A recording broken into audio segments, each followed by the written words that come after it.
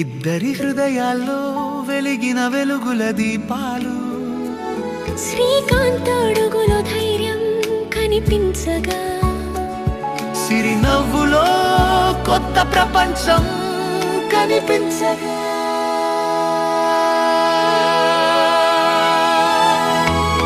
పెద్దల ఆశీస్సులతో కలిసిన బంగారు జంట,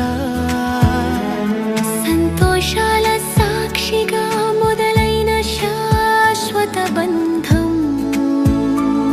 సప్తపదుల సాక్షిగా చేతులు కలిసే వేళ, ఇది నవ్వులతో నిండే జీవితం ప్రయాణం.